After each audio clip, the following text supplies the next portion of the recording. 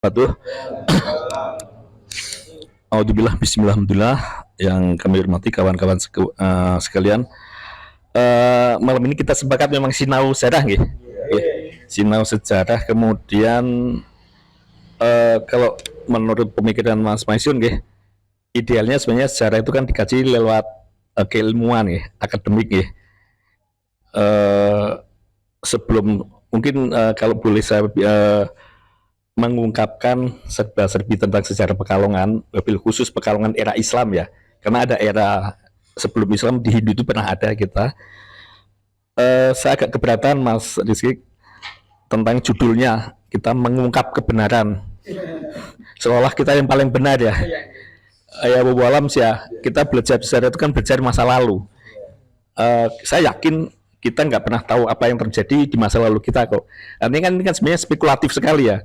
Siapa benar siapa salah kan susah dibuktikan kecuali memang dengan pendekatan akademik itu tadi ya. Jujur memang saya pernah menimba ilmu di sejarah 6 tahun 11 bulan. Asli saya Nurintaan, agak dekat dengan Habib. Tapi 30 terakhir saya mengabdi sebagai PNS di Kabupaten Pekalongan dan sempat kecebur ke dalam sebuah ketersesatan tentang kayu geritan. Jadi mungkin di akhir cerita saya harus minta maaf pada warga kayu geritan, Mas. Jadi ini sebuah jebakan birokrasi ya, yang mau tak mau saya harus terlibat di dalamnya. Kebetulan waktu itu saya Bukom Mariah tahu saya sejarawan, kemudian saya aktif di jurnalistik, akhirnya saya menuliskan itu. Saya tahu itu salah, tapi posisi saya sebagai bawahan saya harus melaksanakan perintah itu. Tapi ini belum saya ungkap dulu ya, karena kaitan dengan makam, arkeolog kita itu memang belum seberani arkeolognya Mesir ya. Fir'aun aja dibongkar, wah. Ya, artinya dengan lebih dari kualat loh itu. Artinya ancaman ada virus dan penyakit dan sebagainya itu memang menghantui para arkeolog ketika dibongkar, kemudian virus-virus yang disimpan untuk mengamankan isi makam itu memang ada, tapi keberanian mereka memang gila jauh dibandingkan kita. Kita ada Tangerep saja sudah klaim itu ada makamnya, dibuka nggak ada apa-apanya. Ya, saya mengalami Kiai Sapi pernah ada, nanti saya ceritakan setahun yang lalu itu kejadian Kiai Sapi. Jadi memang ekspansi mereka luar biasa. Sebagai sejarawan sebenarnya saya sudah murtad, Mas. Jujur karena mempelajari sejarah itu ya betapa sulitnya, karena kita harus mengumpulkan sumber-sumber primer, interpretasi data, kemudian kita kaji ulang sampai endingnya tuh harusnya ya penulisan sejarah, historiografi. Kalau kita obrolkan seperti sekarang saja kan eman-eman ya. Mungkin kita sudah memulai sejak 2015 ya, itu di Mas Sogian itu, di Mas Rizky dan kawan-kawan itu, Mas Ribut ya. Kita ya seperti ini forumnya, tapi lebih soft lagi, lebih akrab lagi, lesehan Mas, nggak kayak gini kayak rapat partai ya. Saya nggak nyaman sebenarnya. Saya kepinginnya lesehan, kita ngobrolnya sambil nyemil terus ya, bisa langsung dialognya, bisa potong-potong gitu, jadi lebih nyaman saya pikir gitu. Lagi selenjepah ngentut kan, artinya lebih nyaman bagi saya. Nggih kan, bloso sambil tiduran itu ngomong itu ngawur ya, nggak apa-apa, artinya kita lebih akrab maksudnya gitu. Dan waktu itu kita sepakat dilarang mendominasi kebenaran. Artinya kita nggak mengklaim aku paling benar, silakan, wong kita multiversi ya, sejarah itu ya versinya orang Jawa dengan orang Cina kan berbeda. Kata teman-teman saya waktu kuliah, sejarah itu kan selera penguasa. Siapa yang menang itu yang menentukan sejarah.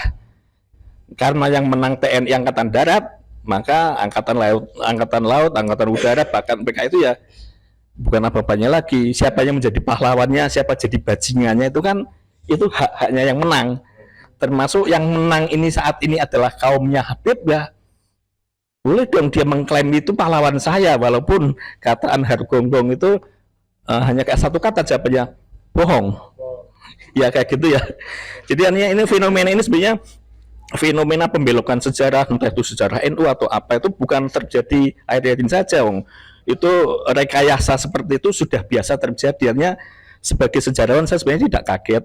Cuma ketika terjadi di kampung halaman kita sendiri ya, di Kayu Geritan, saya jadi nggak nyaman juga karena akhirnya saya terlibat dalam dosa itu.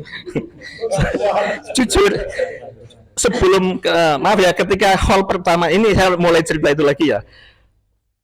Mulai kayu geritan itu dibangun, saya terus secara pribadi untuk nilai makam itu ya. Saya lihat tipologi kita Tengger ya kalau ya. Pusaranya itu memang jelas itu era Mataraman ya, pasti itu. Saya yakin, saya pernah belajar arkeologinya 2 tahun, artinya sebenarnya ilmu itu gampang kok. Kayak misalnya maklar motor itu bisa menentukan itu knalpotnya Honda apa, itu kan sudah tahu langsung, nggak usah belajar lama kan. Spionnya Gelpro atau apa kan langsung tahu. Jadi makam ini produk, walaupun mungkin bukan diproduksi oleh penduduk lokal, dibeli dari Jogja misalnya ya. 4 makam itu kita telusur, ini masih asumsi, sebenarnya nggak boleh, sejarah dengan asumsi itu nggak boleh. Akhirnya harus ada bukti ya. Pekalongan dimulai dari Kendal, Batang, dan Pekalongan adalah bagian dari mega proyeknya Sultan Agung untuk perluasan wilayah Mataram. Tipikalnya berbeda kalau ke timur dengan infansi militer ditaklukan ya. Yang ke barat kecuali di Pemalang ya, karena sudah di Penggarit itu sudah ada Kadipaten Pemalang sudah ada. Itu dimulai Kendal, Batang, Pekalongan menjadi mega proyek untuk politik ketahanan pangan dalam rangka menghadapi invasi dari VOC. Artinya memang untuk membangun Kendal, Batang, dan Pekalongan dengan cerita-cerita yang katakanlah penuh dengan hayalan dan sebagainya sih ya. Itu sebuah keniscayaan seperti itu. Itu namanya ada folklore seperti itu. Memang tak terpisahkan dari mega proyeknya Sultan Agung, termasuk kehadiran yang ada di Kayu Geritan. Mustahil Bau Rekso dilepas begitu saja oleh Sultan Agung untuk membangun Pekalongan tanpa pengawasan. Diutuslah bangsawan Mataram, betul seperti itulah, mungkin inspektorat atau apa, ini seperti hampir sama, artinya birokrasinya nggak berbeda sih, fungsinya sama seperti itu. Jadi kemudian ketika diklaim beberapa hari kemudian saya ditimbali Bukom itu, Mas gawe ke cerita tentang makam itu tapi wawancara dengan Habib Lutfi. Ya, ini saya ini jadi mohon jenengan biar bisa ini ya, mengkritisi itu saya. Jadi saya dipanggil itu, kemudian saya posisi saya waktu itu saya di Humas. Humas itu kan istilahnya pujanggane, harus menyuarakan itu benar salah. Jadi Humas itu kan pertama menjadi Humas ini belok lagi sedikit ya. Buatlah kalimat dengan 4 kata: anjing, kucing, tai, makan. Buat kalimat itu yang logis. Bisa enggak, Mas? Tolong gawe kalimat dengan 4 kata itu. Anjing, kucing, tai, makan. Enggak bisa ya? Bisa anjing makan kucing, ora logis. Kucing makan anjing, ora logis. Akhirnya apa? Yang agak logis itu anjing makan kucing. Lah tainya di mana? Lah itu dimakan orang Humas. Maksudnya begitunya, fakta-fakta baik itu yang ditampilkan, yang buruk yang kita telan. Maksudnya kan seperti itu. Sebagai seorang Humas kan seperti itu.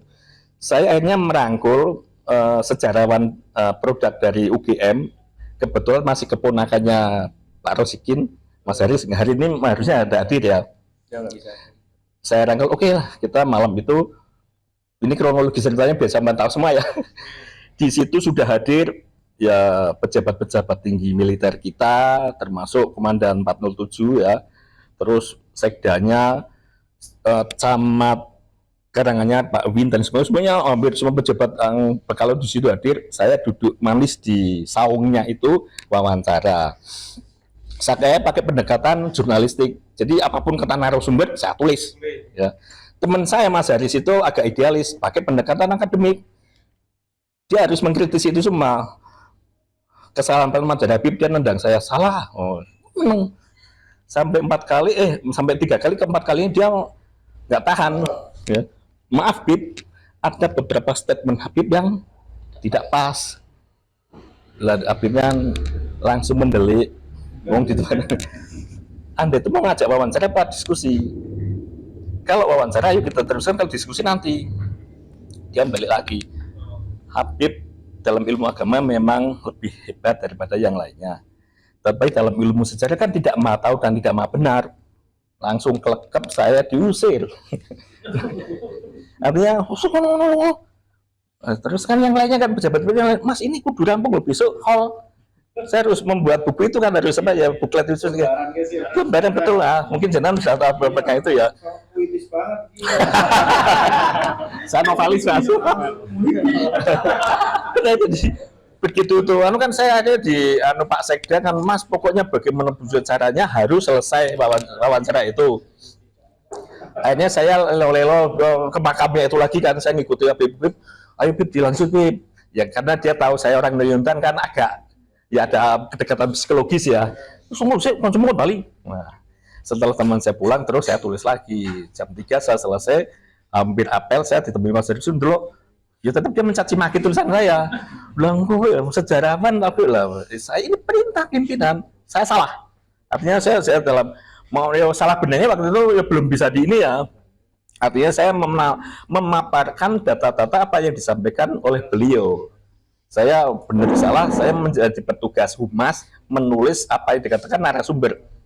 Kemudian saya beberapa teman termasuk dari teman-teman suka mengkritisi itu, ya termasuk saya ketemu langsung dengan Kiai Haji Agus Sunyoto, ya Ketua Plus Bumi itu ya. Jadi statementnya itu statement yang ya menghentak gitu loh. Artinya kok begitu mudahnya memanipulasi sejarah, memanipulasi makam. Nah ini kembali ke makam. Setahun yang lalu ini pengalaman ini lagi ya. Jadi saya saat ini sudah bergabung di komunitas pendaki nafas tua, Mas. Singkat cerita, di setiap tanggal 17 Agustus saya selalu upacara di puncak gunung. Lah agenda saya setahun kemarin itu di Gunung Rogo Jembangan, Petobrono ya, di desa Gumelem itu. Saya ketemu lurahnya dan lain sebagainya.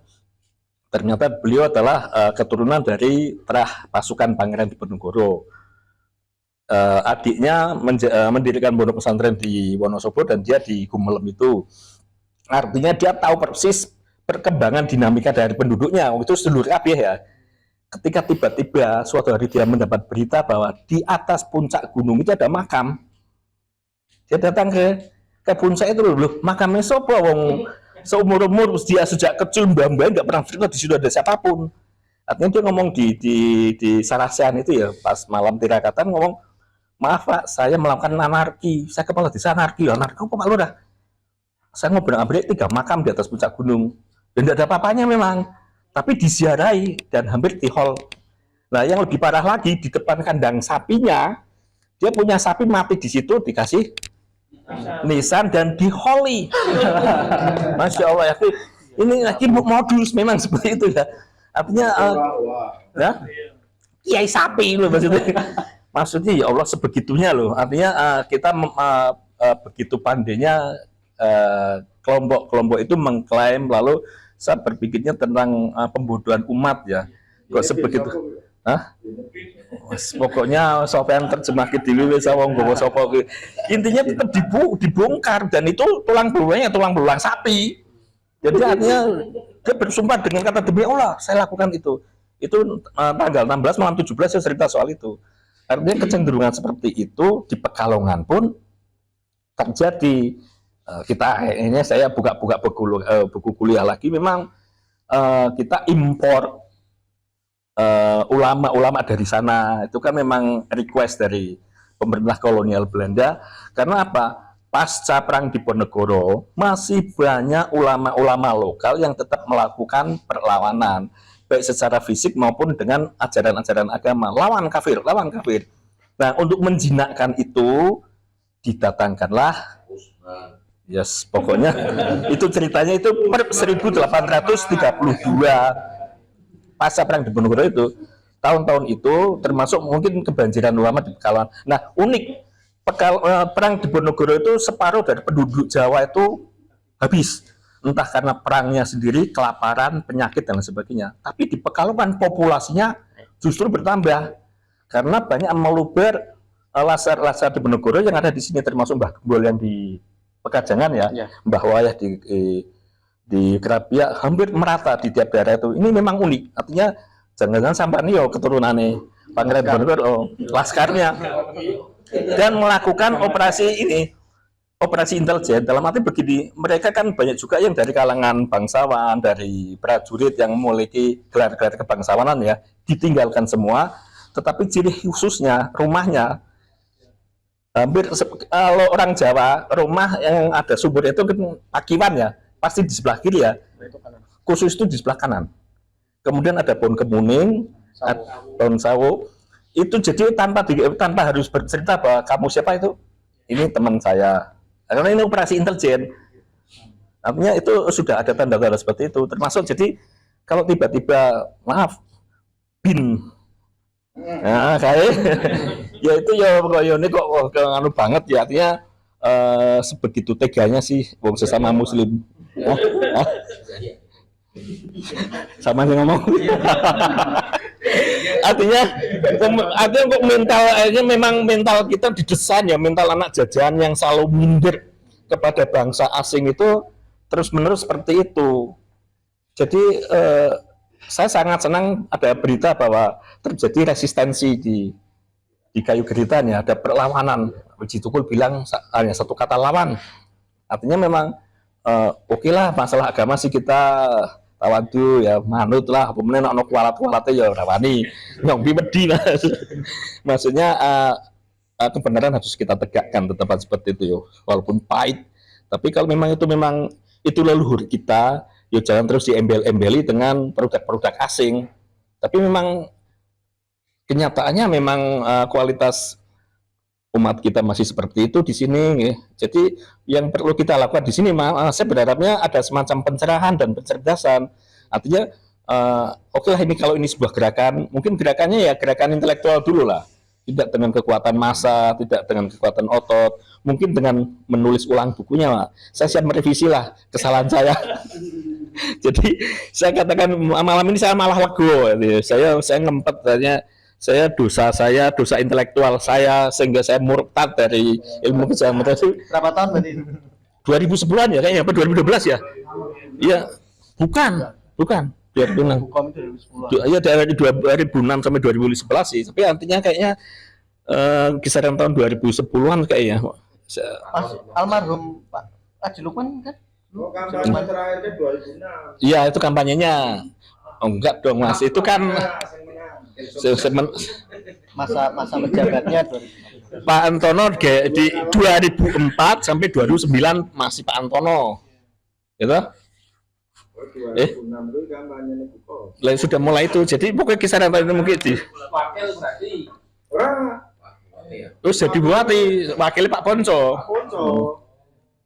Ya pokoknya itu salah satu ya, jadi alhamdulillah saya ketemu jenengan, saya sampaikan maaf saya. Memang sebenarnya sih bukan soal klaim tentang makamnya, tetapi saya hanya menuliskan tentang leluhurnya bin Tohad dan lain sebagainya itu yang sebenarnya waktu itu jujur saya ketika saya menulis itu sangat asing sekali karena tidak masuk dalam literasi saya. Sekian tahun saya belajar sejarah kok itu apa loh maksudnya, artinya mungkin saya kurang update dengan keilmuan saya ya, mungkin setelah saya menjadi PNS saya nggak belajar lagi. Tapi orang jadi apa-apa Pak. Hah? Ora iki, ora tau ngimpi-ngimpi maksudnya. Tapi saya menyaksikan empat batu nisan itu memang saya yakin maaf ya karena kebiasaan saya juga ziarah keilmuan. Jadi saya 4 semester itu keliling dari makam wali-wali semua sampai termasuk yang di Mojopahit di Trowulan ada makam Islam itu memang teridentifikasi antara jadi memang banyak kesimpang siuran ya makam-makam kita di sini itu termasuk ya karena kita memang ya cuma karena arkeolog kita itu belum seberani arkeolog di Mesir yang berani membongkar Fir'aun itu dibongkar. Kita ayam dikit tengah beda wani ya man yakin berani bertaruh. Saya sih ngomong Habib Lutfi ngono iki makame iki piye lho jajal bae oh ya alhamdulillah. Itu sekelumit mungkin ini pematik saja ya, saya kepingin kita sharing, jadi janganlah saya lebih suka kalau kebenaran saya disalahkan daripada kesalahan saya dibenarkan. Hah? Alhamdulillah aku medine sing Mas. Yakin. Jadi ketimbang saya kebrusuk-brusuk benar dalam kesalahan, lah itu malah berat bagi saya. Artinya saya ini tanggung jawab moral saya bahwa saya pernah melakukan kesalahan dalam artian bukan itu klaim tentang makamnya sebenarnya, tetapi klaim tentang apa namanya sejarah dari leluhur beliau yang ada di sana. Saya kok apa yang hubungannya sinkronisasi dengan apa Keraton Solo, Keraton Jogja? Saya kan ini aneh menurut saya karena literasi saya selama ini tidak ada nyangkol nama-nama itu.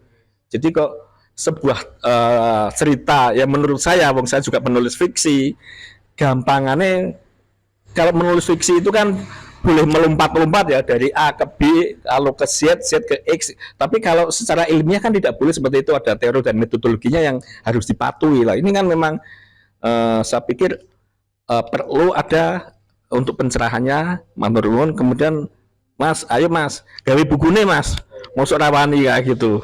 Ayo wis, penerbit murah-murah saiki.